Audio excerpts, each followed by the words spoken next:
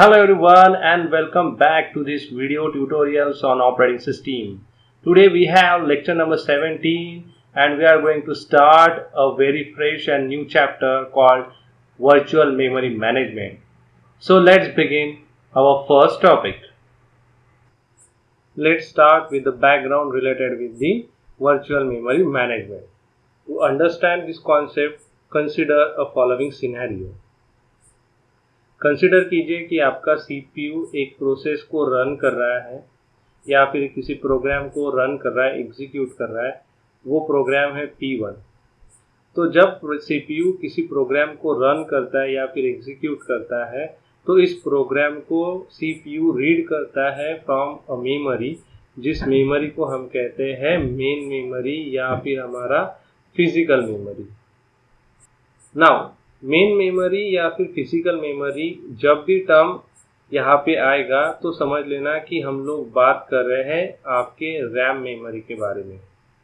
तो जो CPU communicate करेगा विद मेमोरी, वो मेमोरी होगी रैम मेमोरी, और प्रोग्राम रीड करेगा फ्रॉम द रैम मेमोरी और मेन मेमोरी और फिजिकल मेमोरी। तो एक चीज़ हमेशा याद रखनी चाहिए, CPU जो प्रोग्राम एग्जीक्यूट करेगा वो प्रोग्राम रैम मेमोरी में प्रेजेंट होना ज़रूरी है। अगर ये प्रोग्राम रैम मेमोरी में प्रेजेंट नहीं है तो आपका CPU उस प्रोग्राम को एग्जीक्यूट नहीं कर पाएगा। अब ये जो प्रोग्राम है P1, ये प्रोग्राम हम लोग रैम मेमोरी में स्टोर कर रहे हैं। तो क्या जो प्रोग्राम P1 है उस प्रोग्राम को एग्जीक्यूशन अगर आपको करना है तो क्या हमें एंटायर कोड की ज़रूरत होगी to execute your programme P1? तो इसका आंसर है नो। क्यों? क्योंकि प्रोग्राम के अंदर कभी कभी कुछ एरर कोड्स हम लोग लिखते हैं टू हैंडल द एक्सेप्शन। तो ज़रूरी नहीं है कि हर बार आपका प्रोग्राम एग्जीक्यूट हो तो एक्सेप्शन एनकाउंटर होगा ही। कभी कभी ऐसा भी होता है कि आपका एक्सेप्शन एनकाउंटर होता है, कभी कभी एनकाउंटर नहीं होता है। मोस्ट ऑफ द टाइम आपका प्रोग्राम फ्लोलेसली वर्क हो जाएगा तो एक्सेप्शन नहीं आएगा। तो ऐसी सिचुएशन में ये जो एरर कोड्स है या फिर एक्सेप्शन रिलेटेड कोड है वो कोड हमें एग्जीक्यूट नहीं करना होता है, या फिर वो कोड हमारा अवेलेबल ना हो तो भी आपका प्रोग्राम एग्जीक्यूट कर सकते हो। कभी कभी ऐसा भी होता है कि अनयूजुअल रूटीन्स को हम लोग लिखते हैं टू एग्जीक्यूट योर प्रोग्राम। तो ये अनयूजुअल रूटीन्स हमेशा कॉल नहीं होते हैं by the program. In few situations ये कॉल होते हैं और उन सिचुएशन पे हम लोग उसे रिट्राइव कर सकते हैं from secondary memory to the RAM memory. Now third scenario को आप कंसिडर कर सकते हो। कंसिडर कीजिए कि आपने आपके प्रोग्राम के अंदर एक डेटा स्ट्रक्चर में एरे डिफाइन किया है 100 by 100 का, लेकिन मोस्ट ऑफ द टाइम जब आप प्रोग्राम एग्जीक्यूट करोगे तो प्रोग्राम रिक्वायर्ड ओनली 10 by 10 अरे। तो ऐसी सिचुएशन में 100 by 100 का जो लार्ज डेटा स्ट्रक्चर है उसकी हमें ज़रूरत नहीं होती है। हम स्मॉल डेटा स्ट्रक्चर के साथ में भी आपके प्रोग्राम को एग्जीक्यूट कर सकते हैं। तो ऐसी सिचुएशन में एंटायर कोड आपका आपके रैम मेमोरी में प्रेजेंट हो ये ज़रूरी नहीं है। इसीलिए आप पार्शली किसी कोड को आपके रैम मेमोरी में लोड करके एग्जीक्यूट कर सकते हो। So entire program code need not to be in a RAM memory at the same time. जैसे जैसे हमें डिमांड होगी वैसे वैसे हम प्रोग्राम को या फिर कोड को एक्सट्रैक्ट करेंगे और पुटअप करेंगे into the RAM memory. Consider कीजिए कि आपकी जो सिस्टम है वो सिस्टम पार्शली लोडेड प्रोग्राम को सपोर्ट करती है। इससे क्या बेनिफिट्स हम लोगों को मिलेंगे? तो इससे प्रोग्राम की डिपेंडेंसी फिजिकल मेमोरी के लिमिटेशंस पे नहीं रहेगी। फॉर एग्जांपल अगर आपका रैम मेमोरी है फॉर एग्जांपल 1 GB का और आपका जो प्रोग्राम है वो प्रोग्राम की जो साइज है वो डिपेंड नहीं होगी ऑन अ फिजिकल मेमोरी, यानी कि आपको किसी प्रोग्राम को 1 GB या 1 GB से लेस देन साइज में ही बनाना पड़े, ऐसा ज़रूरी नहीं है। कभी कभी आप मूवीज़ को कॉपी करते हो आपके कंप्यूटर के अंदर, तो 1 GB अगर आपके पास में रैम है और 2 GB का आपका मूवी है तो क्या आप 2 GB का मूवी 1 GB रैम के साथ में सेव करोगे? नहीं कर पाते। तो ऐसे सिचुएशन में ये जो लिमिटेशन है फिजिकल मेमोरी से रिलेटेड, ये लिमिटेशन हमारा रिमूव हो जाता है अगर हम वर्चुअल मेमोरी का यूज़ करते हैं। या फिर पार्शियली लोडेड प्रोग्राम टेक्निक का हम लोग यूज करते हैं। देन प्रोग्राम और प्रोग्राम्स ये फिजिकल मेमोरी से लार्ज हो सकते, जैसे अभी मैंने बोला कि मूवी की अगर आपके पास में फाइल है तो ये मूवी की फाइल की जो साइज है वो साइज आपके एक्चुअल रैम मेमोरी या फिर फिजिकल मेमोरी से ज़्यादा हो सकती है, और वो ज़्यादा मेमोरी वाला जो प्रोग्राम होगा उसे भी हम लोग फ्लोलेसली एग्जीक्यूट कर सकते हैं इन वर्चुअल मेमोरी मैनेजमेंट।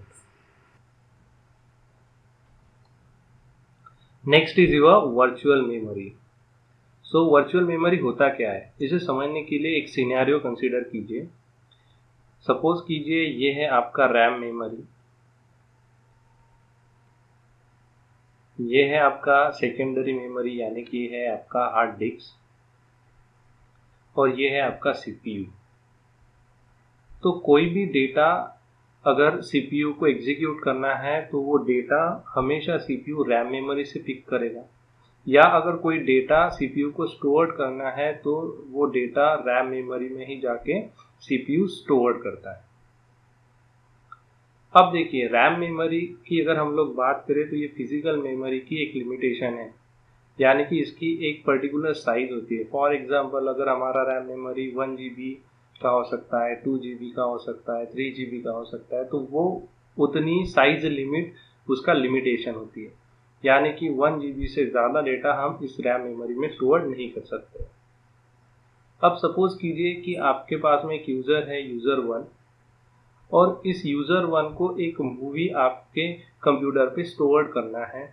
इस मूवी का टोटल साइज है 2 GB, और आपकी जो रैम मेमोरी है वो रैम मेमोरी का टोटल साइज है 1 GB।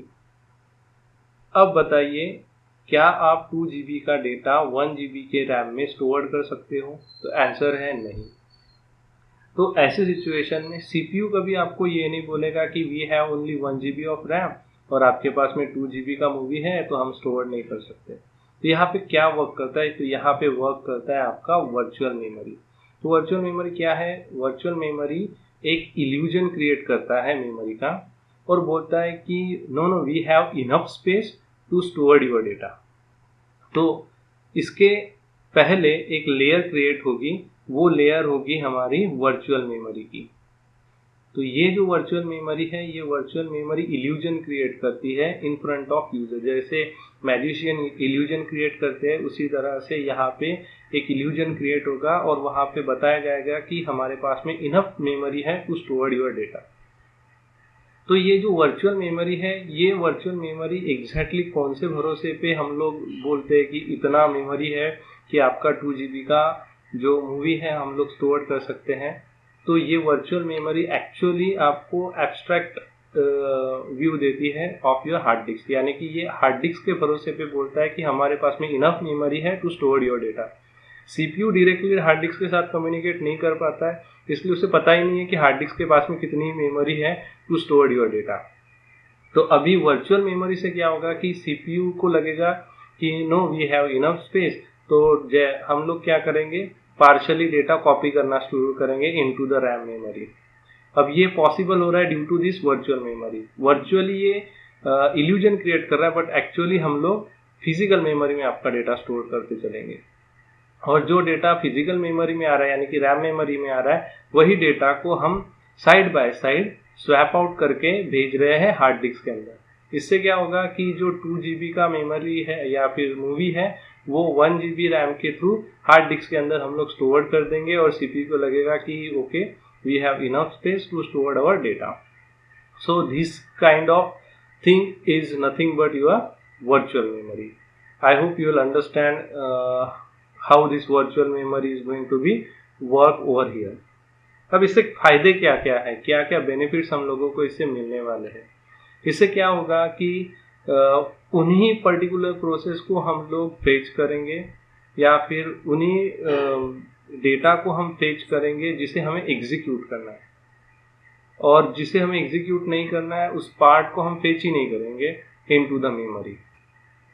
ये एक बेनिफिट है by the using of virtual memory.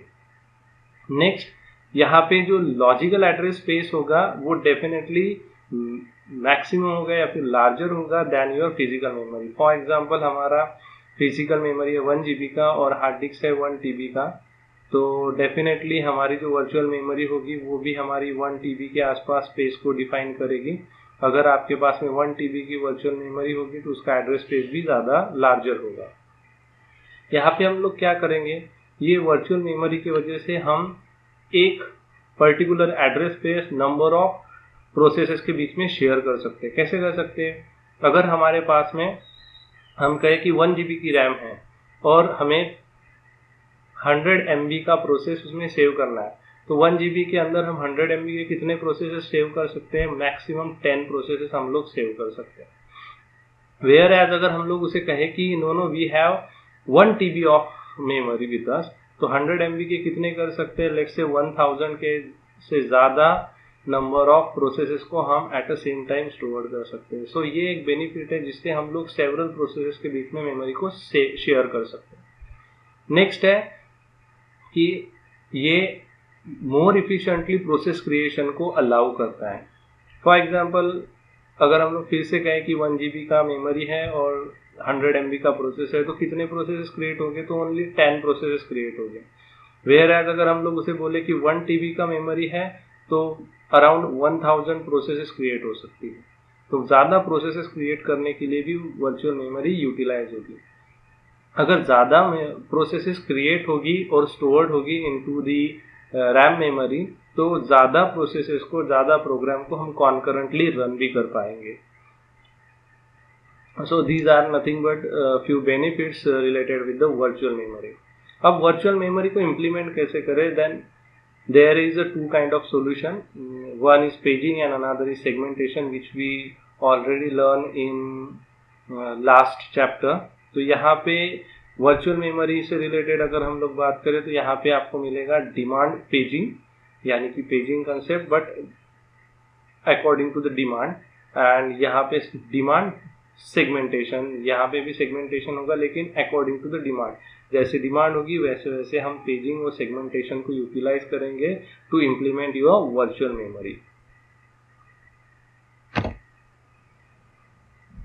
Now look at this scenario, यहाँ पे और अच्छे से क्लियर हो जाएगा। आप यहाँ पे आप देख सकते हो this is your virtual memory VM। ये वर्चुअल मेमोरी CPU को या फिर यूजर्स को बोलेगा कि we have enough space to store your data. This is your physical memory called as RAM memory. यहाँ पे आपके पास में लिमिटेड स्पेस होगा टू स्टोर योर डेटा। तो हम लोग क्या करते हैं, जैसे ही रैम फुल होते जाएगा वैसे जो अनयूज्ड है या फिर जिसे बैकिंग स्टोर में हम लोग ट्रांसफर कर सकते हैं वैसे प्रोसेसेस को हम स्वैप आउट करते हुए चलेंगे, और जो प्रोसेसेस यूजफुल है या फिर जिसे एग्जीक्यूट करना है वैसे प्रोसेस को हम लोग स्वैप इन करना शुरू करेंगे। तो due to this swap in हम लोग इस वर्चुअल मेमोरी के कॉन्सेप्ट को अच्छी तरह से इम्प्लीमेंट कर पाते हैं। तो यहाँ पे आप देख सकते हो वर्चुअल मेमोरी में नंबर ऑफ पेजेस हो गए। ये वर्चुअल मेमोरी के पेजेस मैप किए जाएंगे with the help of page table with your physical memory, और अकॉर्डिंग टू दैट हम लोग स्वैप इन स्वैप आउट करते जाएंगे हमारे डेटा को into your hard disk. Now let's talk about virtual address space. Suppose कीजिए ये है आपका process P1 which is represented in a memory with the help of PCB.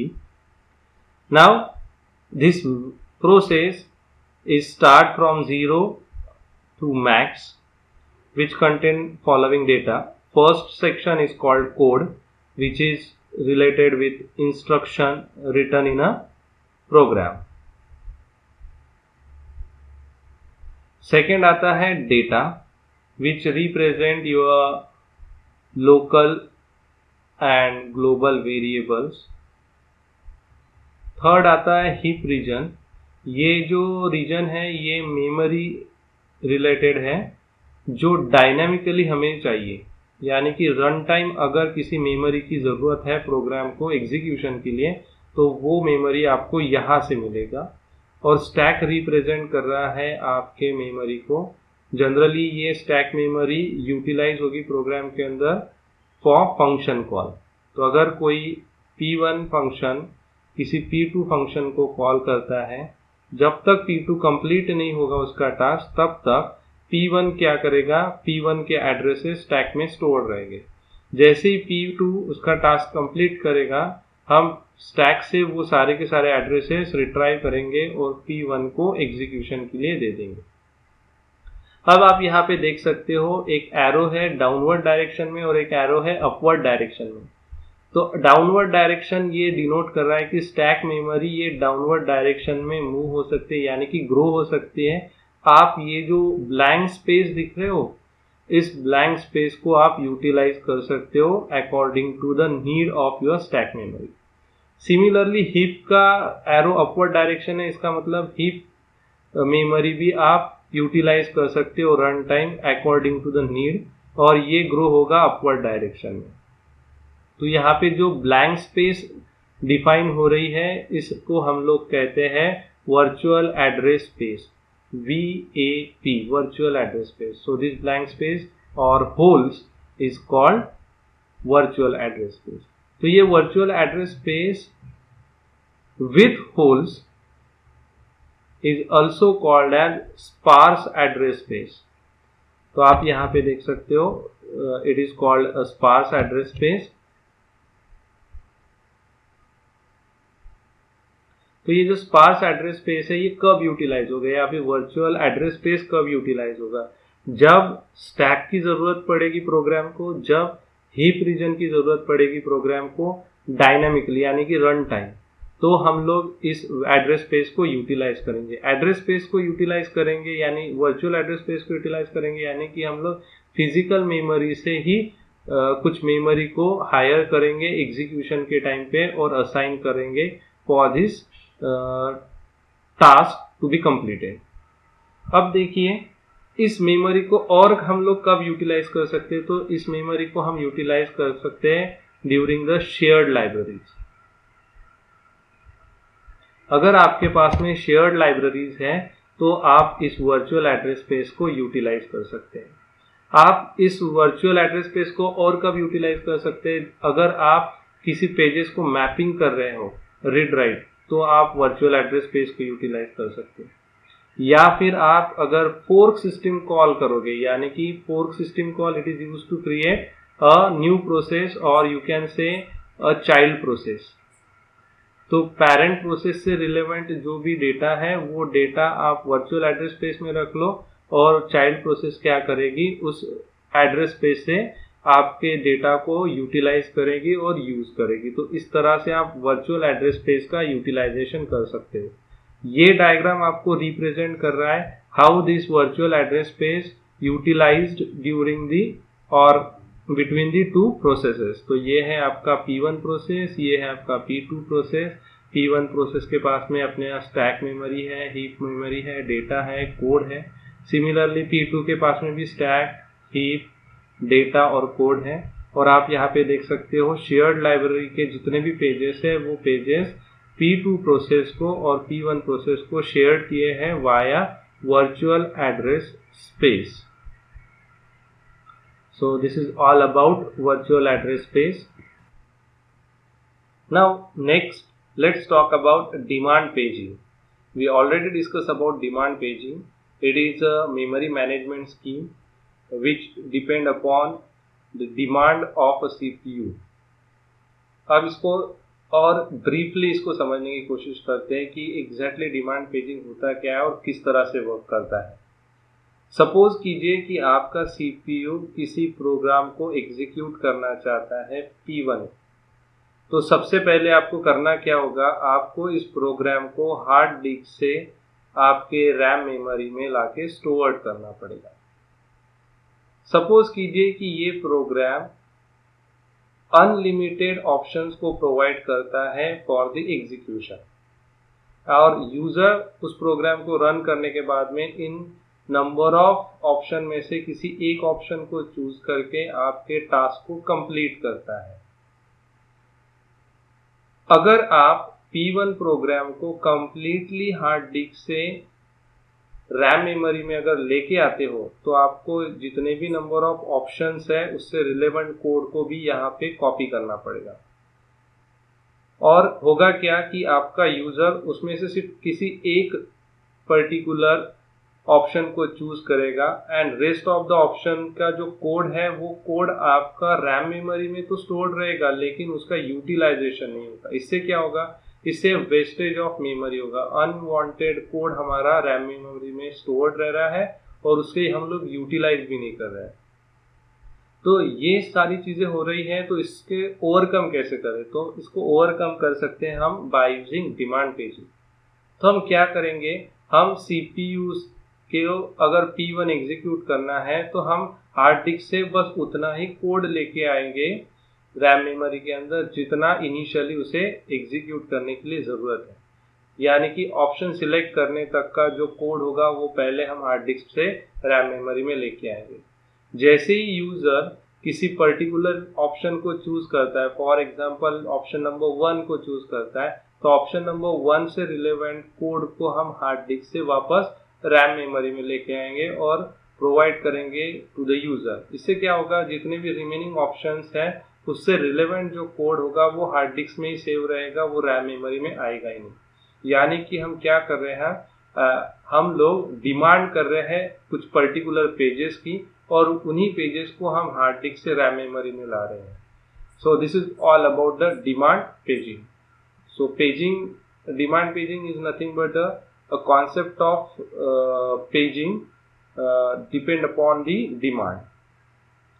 Now इससे क्या क्या बेनिफिट्स हम लोगों को मिलेंगे? इससे क्या होगा कि जो इररिलेवेंट डेटा या फिर जो कभी एग्जीक्यूट न होने वाला डेटा है वो रैम मेमोरी में नहीं आएगा, तो रैम मेमोरी में वेस्ट ऑफ मेमोरी नहीं जाएगा, यानी कि उसका सही ढंग से हम लोग यूटिलाइजेशन कर पाएंगे। इससे क्या होगा, इससे आईओ की जो नीड है वो लेस हो जाएगी और अननेसेसरी आईओ रिलेटेड ऑपरेशन भी हमारे कम हो जाएंगे। फॉर एग्जांपल ये जो रिमेनिंग 8 9 जो भी हमारे ऑप्शंस हो गए for example in a program, तो उससे रिलेवेंट आईओ रिलेटेड ऑपरेशन हमें परफॉर्म ही करना नहीं पड़ेगा या फिर वो कोड भी नहीं रहेगा, तो हमारा जो टास्क है वो इजी हो जाएगा। लेस मेमोरी नीडेड, ये तो हमने ऑलरेडी डिस्कस किया है। अगर मेमोरी लेस रिक्वायर्ड होगी तो रिस्पॉन्स हमारा डेफिनेटली फास्ट होगा और मोर यूजर्स को हम सपोर्ट कर सकते हैं, यानी कि ज़्यादा से ज़्यादा प्रोसेसेस हम लोग रैम मेमोरी में स्टोर कर सकते हैं और ज़्यादा से ज़्यादा कॉन्करेंटली उन प्रोग्राम्स को एग्जीक्यूट कर सकते हैं।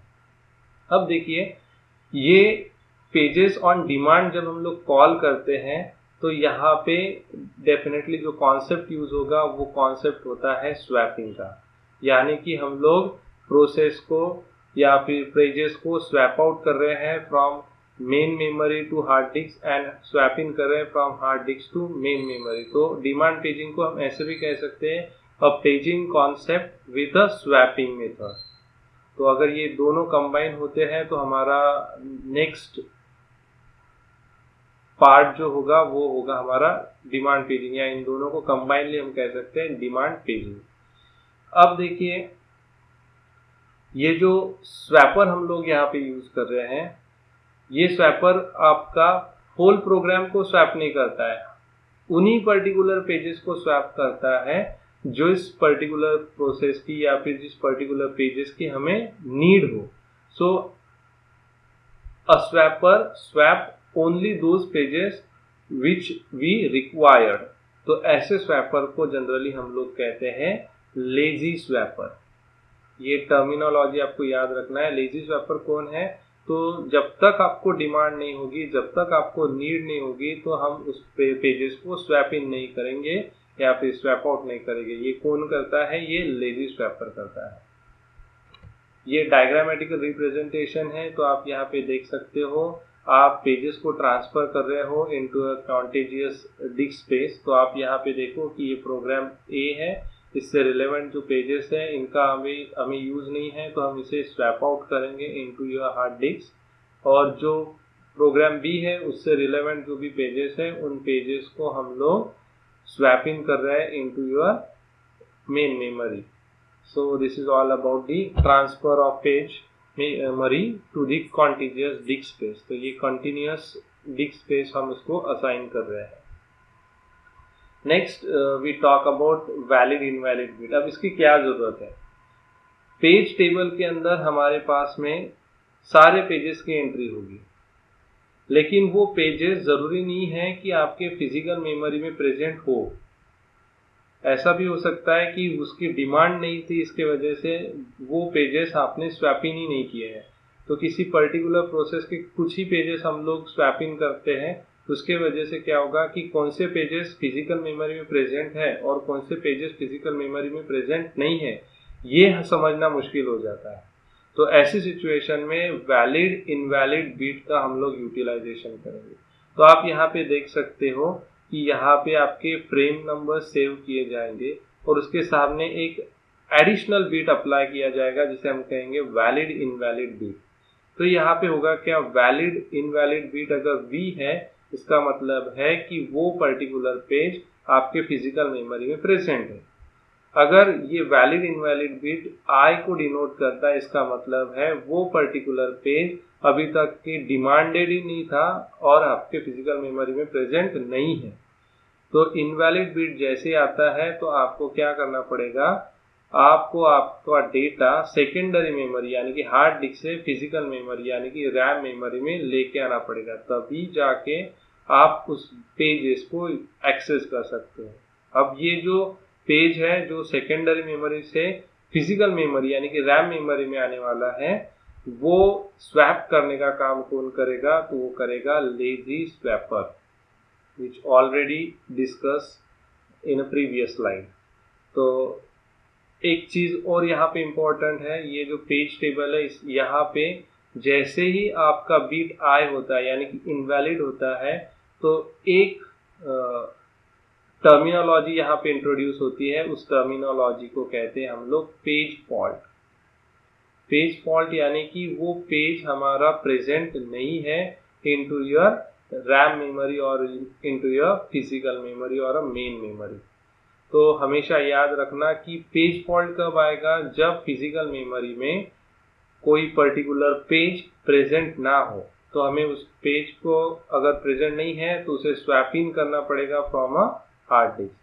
तो ये है एक terminology which is relevant with your valid invalid bit. Now this is your diagrammatic representation. तो आप यहाँ पे क्लियरली देख सकते हो कि ये एक प्रोसेस है which having number of pages. तो यहाँ पे 8 पेजेस है। तो ये 8 पेजेस पेज टेबल के अंदर हमने मैप करके रखे हैं।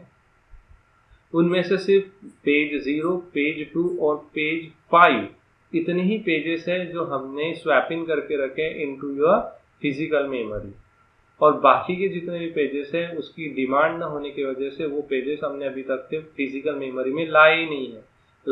इसकी वजह से पेज 1 के सामने इनवैलिड बिट सेट होगा, पेज 3, 4, 6 एंड 7 के सामने भी इनवैलिड बिट हमारा सेट होता है। इसका मतलब है कि ये पेजेस फिजिकल मेमोरी में प्रेजेंट नहीं है। अगर इन केस CPU को पेज B की रिक्वायरमेंट है, यानी कि इस पर्टिकुलर पेज की रिक्वायरमेंट है, तो ये पेज नंबर हो गया 1। अब हम लोग पेज टेबल के अंदर पेज नंबर 1 को सर्च करेंगे। तो जैसे ही पेज नंबर 1 को सर्च करेंगे तो आपको मिलेगा इनवैलिड मिलेगा। इसका मतलब CPU को एरर इनकाउंटर होगा, पेज फॉल्ट। तो CPU समझ जाएगा कि जो डेटा रिलेवेंट है पेज 1 से वो फिजिकल मेमोरी में प्रेजेंट नहीं है। तो ऐसी सिचुएशन में हम क्या करेंगे, यहाँ से स्वैप इन करेंगे प्रोसेस को इनटू योर फिजिकल मेमोरी, और ये डेटा यहाँ पे आएगा और आपको पेज टेबल को अपडेट करना पड़ेगा विद फ्रेम नंबर, और वैलिड इनवैलिड बिट को हमें सेट करना पड़ेगा टू द V। फिर से CPU रिक्वेस्ट करेगा एंड डेफिनेटली यहाँ पे उसको रिलेवेंट फ्रेम मिलेगा और उस फ्रेम नंबर से आप आपके डेटा को एक्सेस कर पाओगे। Let's talk about page fault. We already discuss about it. So page fault क्या है, फिर से एक बार रिपीट करता हूँ। अगर कोई पेज CPU डिमांड करता है, फॉर एग्जाम्पल CPU डिमांड कर रहा है P1 पेज के लिए, और अगर ये P1 पेज आपके रैम मेमोरी में प्रेजेंट नहीं है या फिर अवेलेबल नहीं है, तो ऐसे सिचुएशन में जो एरर ट्रैप होगा उस एरर को हम लोग कहते हैं पेज फॉल्ट, यानी कि वो पेज आपके रैम मेमोरी में प्रेजेंट नहीं है। तो एग्जैक्टली किस तरह से वर्किंग होता है कि पेज फॉल्ट ऑकर होने के बाद, पेज फॉल्ट ऑकर अगर नहीं होता है तो किस तरह से सिस्टम हमारा वर्क होता है ये हम लोग डिटेल में जानने की कोशिश करते हैं with the help of your diagrammatic representation. तो ये जो डिस्क्रिप्शन यहाँ पे दिया गया है ये सारा डिस्क्रिप्शन डायग्रामेटिक रिप्रेजेंटेशन से रिलेवेंट है। नाउ लेट अस कंसीडर, ये है आपका ऑपरेटिंग सिस्टम और यहाँ पे है आपका वर्चुअल मेमोरी जहाँ से आप नंबर ऑफ पेजेस की डिमांड करते हो। तो सबसे पहले नंबर स्टेप्स में आप क्या करोगे, आप किसी पेज की डिमांड करोगे। तो ये डिमांड सबसे पहले जाती है पेज टेबल के पास में। नंबर 1 स्टेप, पेज टेबल के अंदर आप उस पेज नंबर को सर्च करते हैं। उस पर्टिकुलर पेज को जैसे ही आप सर्च करोगे तो आपको यहाँ पे वैलिड इनवैलिड बिट सेट मिलेगा। अगर ये बिट इनवैलिड है तो आपका एरर ट्रैप होता है पेज फॉल्ट।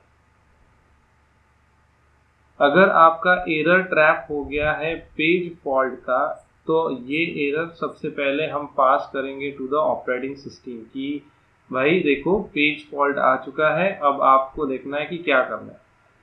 तो ऑपरेटिंग सिस्टम क्या करेगी, ऑपरेटिंग सिस्टम उस पेज को सर्च करेगी इनटू योर हार्ड डिस्क। जैसे ही ये पेज आपका फाइंड आउट होता है इनटू द हार्ड डिस्क, उस पेज को हम ट्रांसफर करेंगे इनटू योर फिजिकल मेमोरी यानी कि आपके रैम मेमोरी में।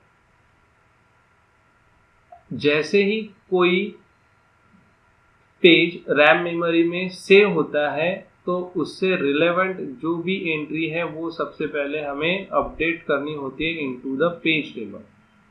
लेकिन देखिए ये पेज तब तक आपके फिजिकल मेमोरी में स्टोर्ड नहीं होता है जब तक आपके पास में कोई फ्री फ्रेम्स नहीं हो, यानी कि फ्री स्पेस अवेलेबल ना हो। जैसे ही हमें फ्री स्पेस मिलेगी वो लोकेशन पे हम इस डेटा को स्टोर करेंगे और उससे रिलेवेंट पेज टेबल की एंट्री को अपडेट करेंगे। Once you update this entry, this invalid bit is set to valid। और फिर ये इंस्ट्रक्शन जाके हम लोग यहाँ पे पास ऑन करेंगे टू द CPU कि देखो अब ये सारी चीज़ें हो चुकी है, आपका बीट जो पेज है वो आपका पेज रैम मेमोरी में आ चुका है। Now you once again pass your instruction. तो फिर से CPU आपका रेफरेंस या फिर आपका लॉजिकल एड्रेस जनरेट करता है and according to the page number फिर से हम लोग पेज टेबल के अंदर एंट्री सर्च करते हैं। नाउ इंस्टेड ऑफ आई अभी हमें मिलेगा बी और उस पर्टिकुलर फ्रेम से हम डेटा को रिट्राइव कर सकते हैं from your RAM memory. So this is basically operation, step wise operation which is going to be performed in your system when page fault is occurred. Now let's talk about few more aspects relevant with the demand paging. चलिए यहाँ पे कुछ extreme case को consider करते हैं और समझने की कोशिश करते हैं कि एग्जैक्टली क्या वर्क करता है। सपोज कीजिए इनिशियली आपकी जो रैम मेमोरी है ये रैम मेमोरी एम्प्टी है, यहाँ पे कोई डेटा अवेलेबल नहीं है और आपके CPU को एक प्रोग्राम को एग्जीक्यूट करना है। तो सबसे पहले CPU क्या करेगा, उस प्रोग्राम से रिलेवेंट किसी पेज की डिमांड करेगा। जैसे ही पेज की डिमांड करेगा वैसे ही यहाँ पे एक एरर ट्रैप होगा जिसे हम लोग कहते हैं पेज फॉल्ट। तो ये जो एरर है ये एरर सबसे पहले ऑपरेटिंग सिस्टम सॉल्व करेगा और उस पेज को आपके रैम मेमोरी में लेके आएगा। फिर CPU उसका एग्जीक्यूशन कंटिन्यू करेगा। फिर जैसे उसे किसी और पेज की रिक्वायरमेंट होगी या डिमांड होगी तो फिर से पेज फॉल्ट ऑकर होगा और फिर सेकंड पेज को हम लोग आपके रैम मेमोरी में लेके आएंगे। ये प्रोसीजर कंटिन्यू चलती जाएगी जब तक CPU को रिलेवेंट पेजेस, प्रोग्राम एग्जीक्यूट करने के लिए रिलेवेंट पेजेस अवेलेबल नहीं होते इनटू द रैम मेमोरी, तब तक पेज फॉल्ट ऑकर होते जाएंगे। जैसे ही इसकी रिक्वायरमेंट फुलफिल होती है वो सारे पेजेस रैम मेमोरी में अवेलेबल होते हैं जो उसे एग्जीक्यूट करवाने हैं, तो पेज फॉल्ट ऑकर होना बंद हो जाएगा। नाउ ये जो प्रोसीजर चल रही है इस प्रोसीजर को या फिर इस कॉन्सेप्ट को जनरली हम लोग कहते हैं प्योर डिमांड पेजिंग। अब ये जो डिमांड पेजिंग है को अगर आपको इम्प्लीमेंट करना है तो आपको कुछ हार्डवेयर सपोर्ट्स की ज़रूरत होगी, इसके बगैर आप डिमांड पेजिंग कर ही नहीं सकते। फर्स्ट वन है आपका page table with valid invalid bit. जो आपको पता है कि पेज टेबल के अंदर वैलिड है इसका मतलब पेज प्रेजेंट है इन रैम मेमोरी, इनवैलिड है इसका मतलब है पेज फॉल्ट ऑकर हुआ है। दूसरा है सेकेंडरी मेमोरी बैकिंग स्टोर। अगर आपके पास में नहीं है तो डेफिनेटली कोई प्रोग्राम एग्जीक्यूट ना हो सकता है, ना ही वो स्टोर्ड हो सकता है। तो सेकेंडरी मेमोरी यानी कि ये है आपका स्वैप डिवाइस, यहाँ से आप प्रोसेस को पेजेस को स्वैप इन और स्वैप आउट कर सकते हो।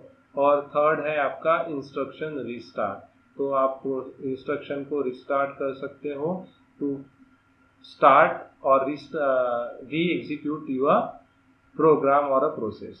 So these are nothing but the aspects relevant with the demand paging. So that's it. This is all about demand paging and virtual memory management. In next lecture we are going to learn how the page replacement policies works, and we are going to understand different page replacement algorithm with its problem. I hope you will understand the concept of demand paging and virtual memory management. For more lectures, stay tuned with this channel. Thank you.